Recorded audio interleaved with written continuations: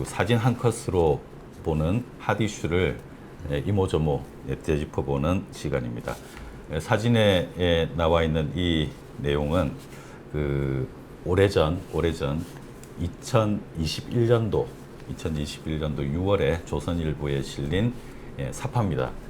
이 내용이 오늘 이슈 짚어보기에 올린 이유는 얼마 전에 결혼식을 했지 않습니까? 조민입니다. 조국혁신당의 조국 대표 장녀 조민 씨의 사진인데요. 얼마 전 결혼식을 8월 11일에 했는데 8월 14일에 이게 결혼 선물인지 뭔지 모르겠습니다만은 1심 판결이 났습니다. 조선일보가 조국 대표와 조민 씨에게 1,700만 원을 배상해라 하는 이제 결정이 났습니다. 이제 이 내용과 관련해서 최근 화제가 됐던 조민 비공개 결혼식에 다녀오신 김태혁 칼럼니스트로부터 말씀 좀 들어보도록 하겠습니다. 예. 조민 씨가 지난 11일 11시에 명동성당에서 결혼식을 했습니다. 32살, 좀 늦은 나이는 아니죠. 늦은 나이는 적당한 나이에 결혼하신 것 같고, 남편분은 동갑 내기 의사로 밝혀졌습니다. 예. 의사로까지는 안 밝. 예, 의사. 아니 제가 확인했습니다. 취재해서 확인하면 의사가 맞고요. 둘 다 카톨릭 신자라 저 명동성당에서 결혼하게 됐다고 합니다. 직접 결혼식 갔다 오셨다 그랬죠? 네. 네. 개인적으로 예전에 조국 대표하고 얘기한 적이 있는데, 딸내미 걱정 엄청 하더라고요. 예. 본인하고 좀 잘 많이 안 맞는다고 얘기하더라고요. 예. 특히 국민학교 초등학교 때 시절 때는 서로 너무 생각이 달라가지고 자기가 별명을 지어줬다고 그러더라고요. 조민 씨한테 그 별명이 어렸을 때 별명이 양같이 기수라고 하더라고요. 차분해서 양같이 기수? 예, 난 차분해서 좋은 별명 아니에요? 그랬더니 그게 아니라 성적표를 받아오면 양가 이래가지고 자기가 노민이라고 양같이 기수라고 했다고 하더라고요. 잠시 그때 초등학교 때. 예, 초등학교 때. 그리고 공부에는 전혀 관심도 없고 중학교 가가지고는 또 밴드 한다고 막 열을 올려가지고 공부하고는 인연이 없나 보다 생각하고 그랬는데 그래 음악이나 열심히 해라 했는데 또 그것도 오래 못 갔던 것 같더라고요. 고등학교 때는 공부해가지고 그래도 그래서 이번에 이 이슈가 됐던 게 결혼식 후에 또 어젠가 그저께 결혼식 꿀팁 대방출 유튜브에 조민 씨가 결혼식 어떻게 준비를 하고 검소하게 이제 했다라는 그런 내용도 올렸고, 신혼집 얼마 들어갔고 뭐 그런 인기가 워낙 좋다 보니까 인플루언서다 보니까 이게 또 결혼문에 또 영향을 좀 미칠 수도 있는 것 같아요. 350만 원이라고 또 가격을 명시해 가지고 저렴하게 할 수 있다라는. 그러니까 성당에서 했기 때문에 또 많이 또 줄어들었던 그런 것도 있겠습니다. 식비를 빼고 결혼식장에서 이렇게 꽃하고 장식하고 이런 거니까 성당에서는 허례허식이 안 들어가니까. 근데 제가 이제 우리가 이 사진을 올려놓고 이 예전 사진이긴 한데 이 조선일보가 그때 사실 좀 횡포에 가깝게 이 사진을 올려서 조국 대표가 그때 당시에 10억 원의 손배소를 냈죠. 그리고 거기에 대한 1심 판결이 지난 14일에 나왔던 거고요.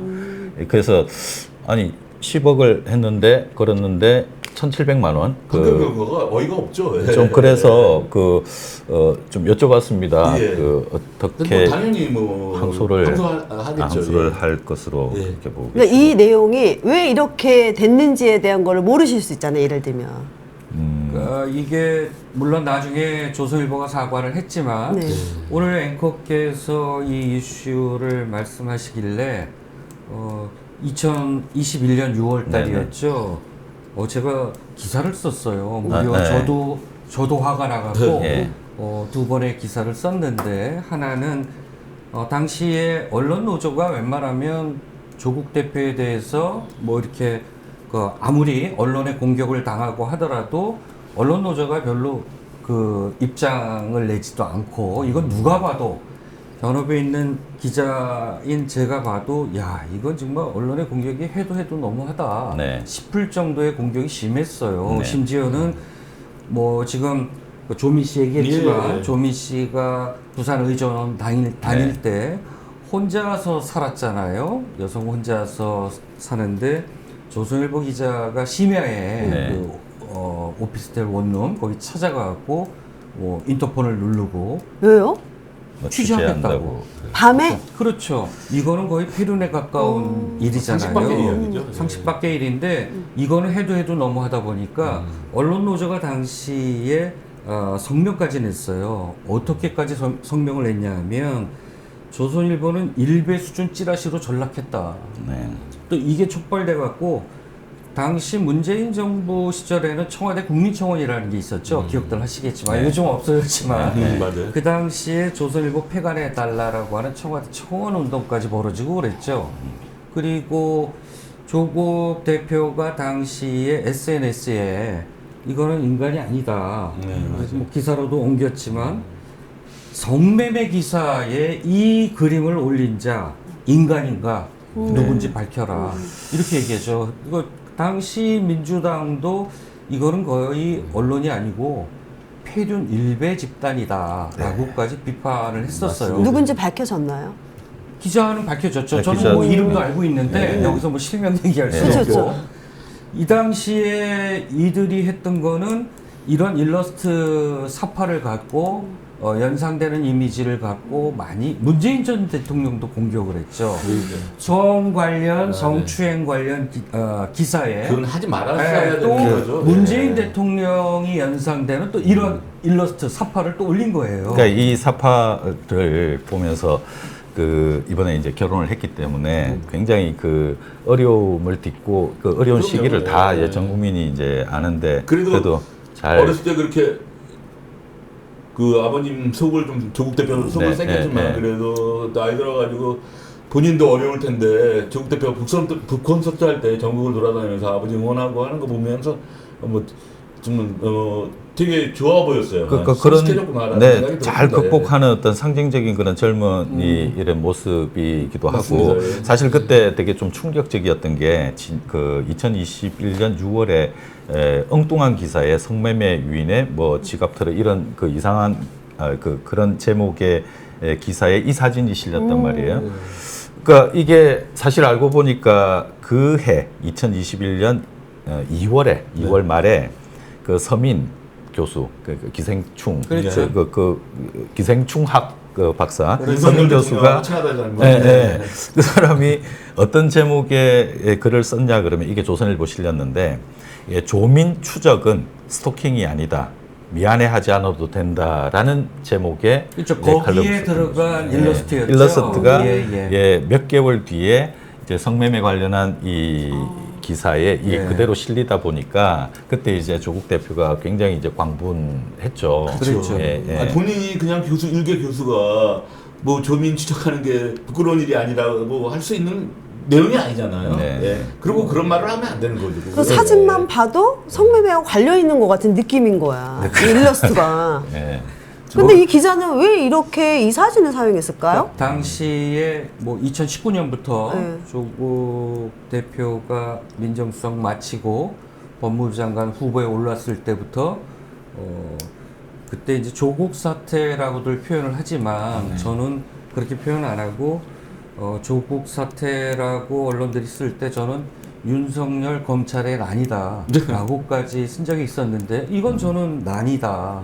그야말로 또 검찰의 무소불위의 그 권력 이걸 휘둘러서 결과적으로는 온 집안이 정말 멸문지화될 정도였잖아요. 네, 그런 과정을 이제 다 그렇죠. 극복하고 이번에 이제 결혼을 그런 거 보면 참 행복한, 대단해요. 예, 대단한 거죠. 행복한 과정을 또 꾸리고 새 출발을 하게 된 예.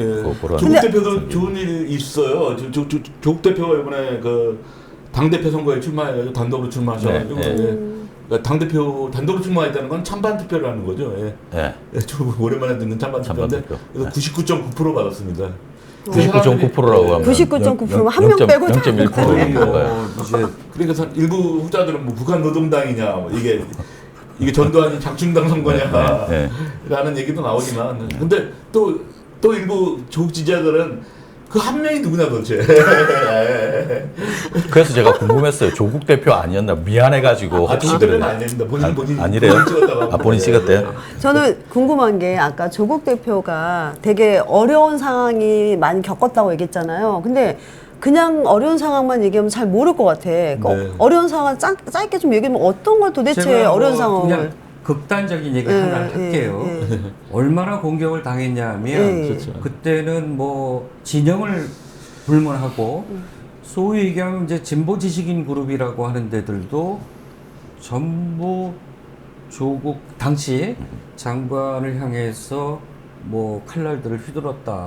뭐 예를 들면 칼럼을 통해서라든가 뭐 이렇게 해서 조국 전 장관의 뭐 도덕적 문제가 있다라든가. 그런데 사실 따지고 보면 이게 수사가 조국 전 장관이 대통령이 되기 위해서 조국 펀드라고 하는 사업 펀드를 만들어서 네, 네, 네. 마치 그렇죠. 무슨 뭐 대단한 그 비리가 있는 것처럼 무슨 뭐 가로등 전멸기 그 사업에 이 펀드가 개입됐다라든가 그렇게 해서 뭐 집 압색도 들어가기 시작했고 그 다음에 조국 전 장관 그 청문회 날 한 번도 소환하지 않았던 부인을 전격 기소하지 않았습니까? 네, 네. 그 당시 제가 SNS에 썼던 기억이 나요. 이거는 검찰 쿠데타다. 그러니까요. 문재인 대통령 지금 진압하지 않으면 나중에 큰 화를 치를 것이다라고 했는데 결국 우리가 지금 이 화를 다 입고 있지 조국 않습니까? 대표는 한마디로 말해서 탈탈 털린 거예요. 그렇죠. 그 대한민국에 어떤 사람이 그렇게 털려가지고 뭐 문제점이 안 나오는 사람이 그때부터 누가 시작한 있겠어요. 그 쿠데타가 그 일각에서는 지금까지도 그 사법부를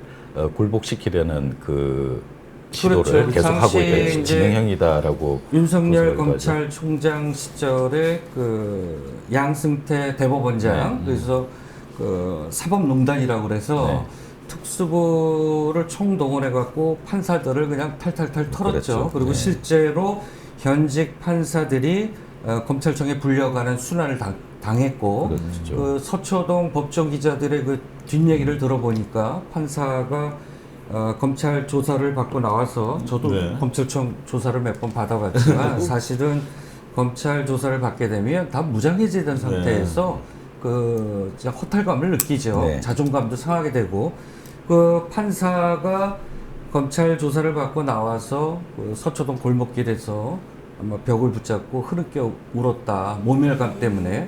근데 사실 그때 검찰이 판사들을 압수수색하면서 법원 행정처라든가 이런 데 압수수색하면서 많은 또 파일들이 있을 거 아니에요? 네. 그러면 그 수사가 끝났으면 그 파일들을 다 폐기를 해야 되는데 우리가 흔히 뭐 검찰 캐비넷에 뭐가 있다, 검찰 캐비넷이 있다, 저거 꺼낼까? 누가 또 예를 들어서 이 정권에 바른 말 했다가 오늘 갑자기 보면 또 내가 언제 그랬냐 꼬리를 내리잖아요. 그러면 사람들이 흔한 말로 야 저거 또 캐비넷 흔들었나 보다, 캐비넷에서 뭐 꺼냈나 보다 이 정도였죠. 그러면 대법원 수장이었던 전 대법원장이 물론 뭐 양승태 지금 계속 그 당시에 기소했던 판사들이 무죄로 풀려나오고 그래요. 그렇습니다.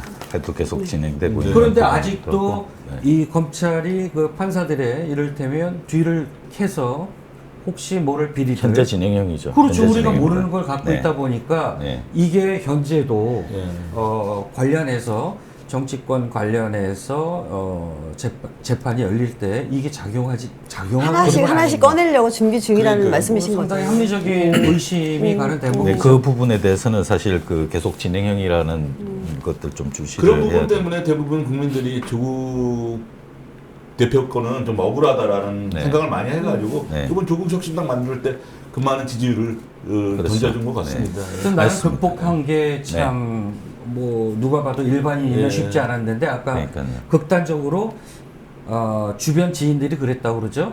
조국 대표가 혼자 집에서 왜 조국 그 다큐멘터리 영화에도 나오잖아요. 네. 혼자서 냉장고에서 반찬 꺼내서 먹고 네. 이럴 때 공소권 없음으로 끝나지 않았으면 좋겠다. 공소권 없음은 어떤 극단적인 의미인지 아시죠? 네네. 그렇지 네. 않았습니다. 그러니까 얼마나 해댔으면 근데 제가 궁금한 게 그 조국 대표에 대해서 되게 애정 있게 얘기를 하시는 네. 것 같아요. 근데 결혼식장에는 초대장을 못 받으셨다는데 한 말씀.